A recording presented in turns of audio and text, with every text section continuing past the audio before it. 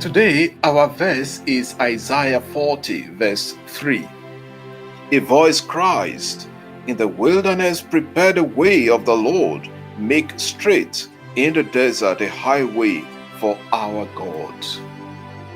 The word wilderness is eremos in Greek and midbar in Hebrew.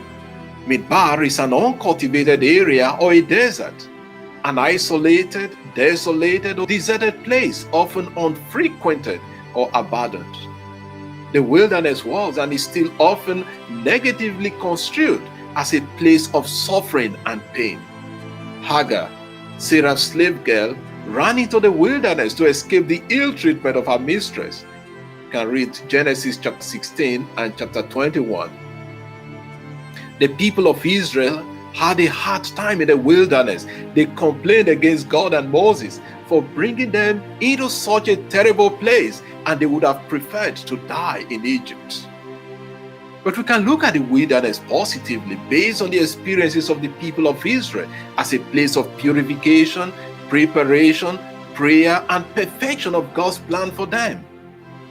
As a place of purification and purgation, God purged their hearts of attachment to Egypt, because Egypt was a symbol of slavery, of servitude, and idolatry.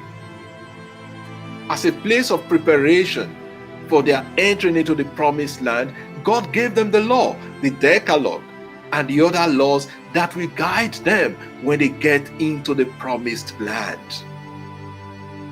As a place of prayer, God taught them to trust in Him and to offer their hearts to Him. As a place of perfection, God perfected His plans for them before they got into the promised land, so that by the time they were getting into the promised land, they knew exactly what they wanted to do, and God had perfected all His plans, prepared a place, fought their enemies, and everything was ready for them. We also find the wilderness playing a major role in the life of great prophets like Elijah, John the Baptist, and the greatest of them all, Jesus of Nazareth. To prepare a way for the Lord in the wilderness ordinarily would be a difficult task, either for its topography or arid nature. One would encounter the same difficulty in making a straight path. But the prophet calls on the people to prepare and make a way for the Lord in the wilderness. What would this mean for us? The first is the understanding of the wilderness. One could go to a physical location, probably a mountain, to spend some time in prayer, but that may not always be possible. So we can create a desert or wilderness within us to encounter God. A place secluded, or a place I can observe some silence and solitude to be with the Lord alone.